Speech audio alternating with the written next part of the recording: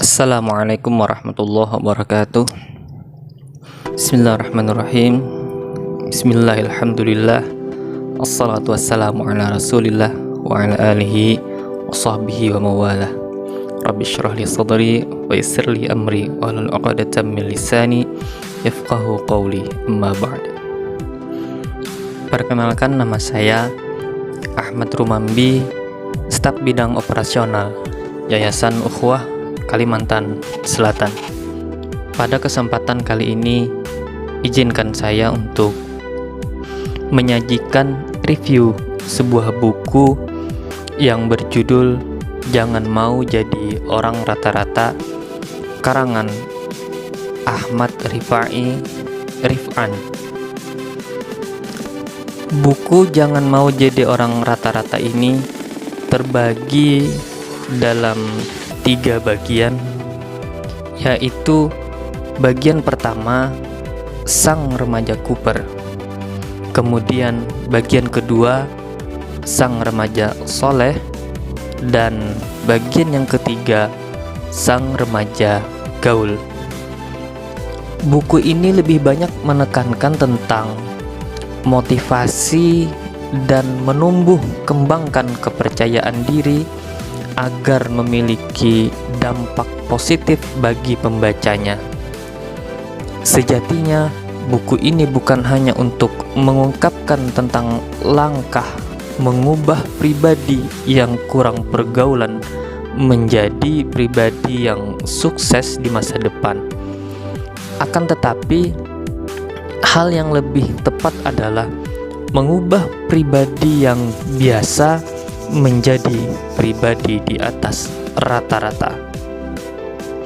Itulah yang melatar belakangi dan menjadi alasan penulis untuk menamakan judul buku ini, yaitu dengan judul Jangan Mau Jadi Orang Rata-Rata. Harapannya, semoga buku ini mampu memberi suplai semangat kepada semua pembaca, khususnya generasi muda, agar memiliki mindset baru dalam kehidupannya dan juga mempunyai sikap mental yang lebih baik dengan selalu berkompetisi untuk meraih prestasi dan tentunya untuk terus berkontribusi.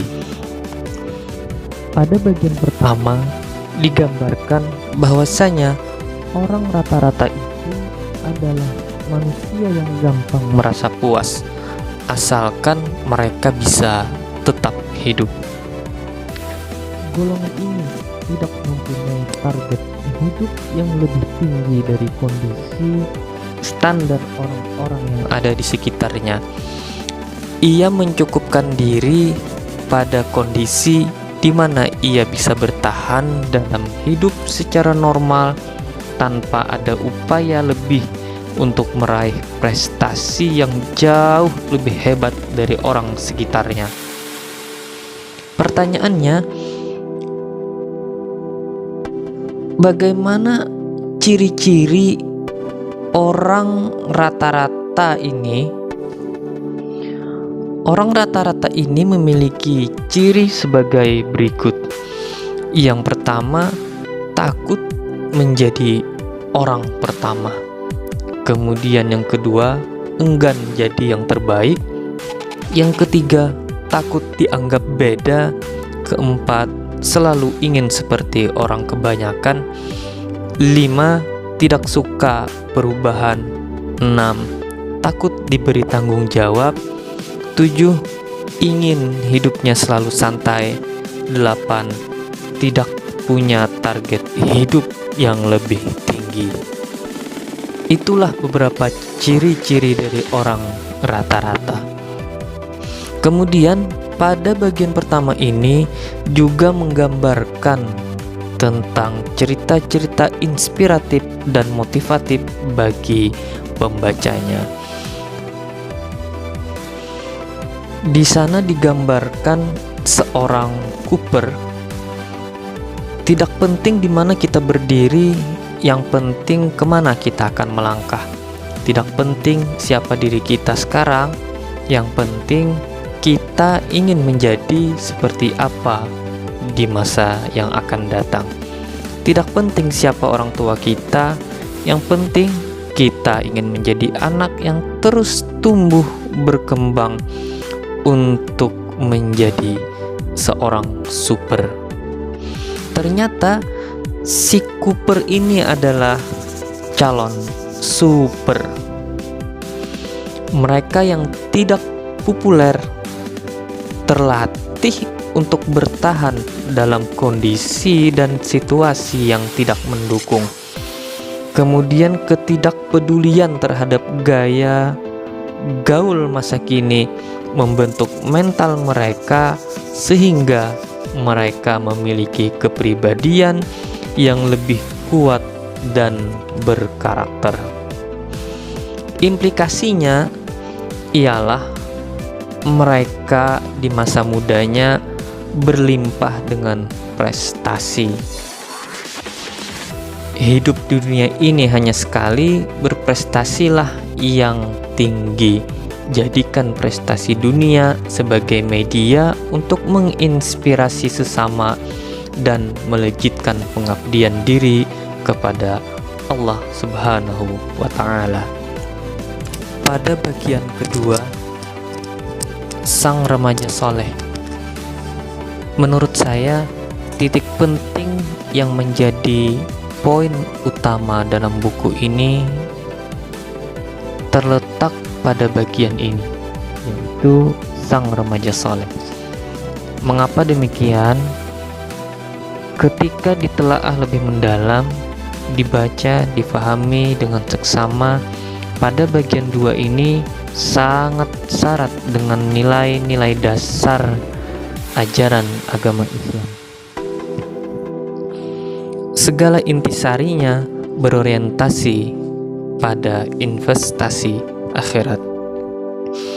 Antara lainnya menceritakan tentang pentingnya salat sunnah duha, salat sunnah tahajud, rajin bersedekah, menjauhi segala maksiat, tadarus tahfiz Al-Quran, niat untuk beribadah, belajar dari Rasulullah, Rasul sang pencinta, cinta sesama, prestasi dunia versus prestasi akhirat, penanaman fondasi keimanan, dan orientasi akhirat melejitkan prestasi dunia. Dari gambaran tersebut, maka yang menentukan indah atau tidaknya masa depan seorang remaja tergantung pada kebiasaan yang dibangunnya sejak muda. Maka dari itu, manfaatkan masa-masa muda itu untuk kebaikan-kebaikan di dunia dan kebaikan-kebaikan di akhirat kelak. Pada bagian 3 dengan judul Sang Remaja Gaul menyajikan 5 bahasan penting. Yang pertama, remaja favorit. Yang kedua, mandiri. Yang ketiga, gaul cara gue. Yang keempat, siap dikritik.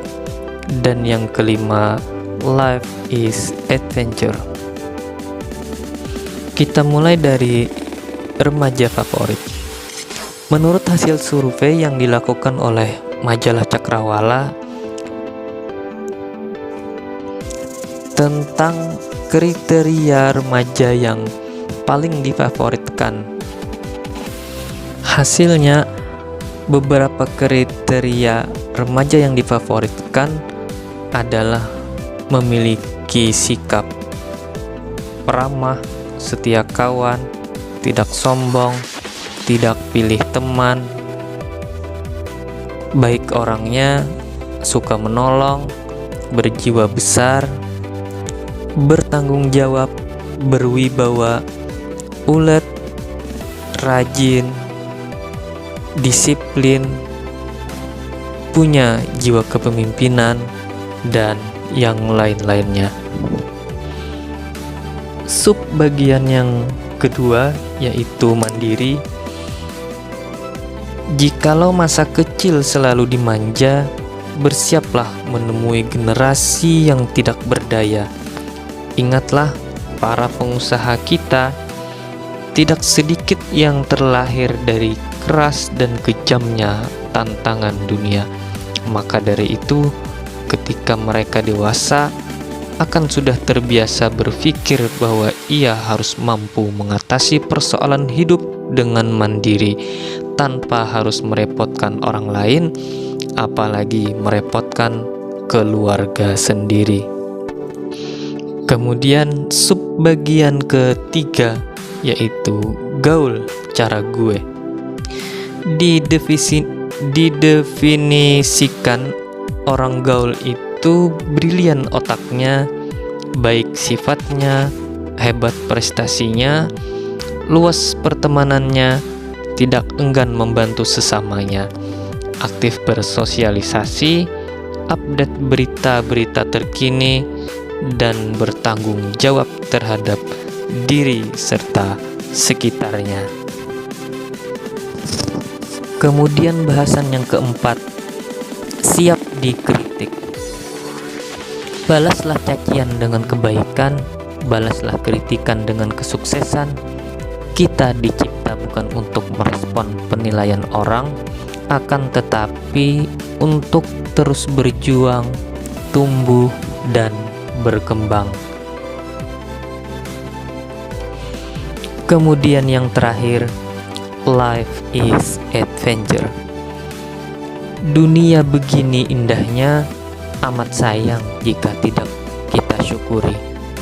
Alam begitu luasnya, amat sayang jika tidak kita jelajahi.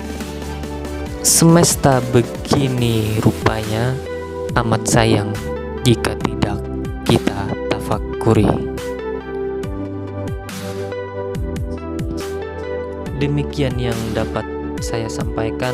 Mohon maaf atas segala kekurangan dan terima kasih atas segala perhatian. Akhirul kalam, assalamualaikum warahmatullahi wabarakatuh.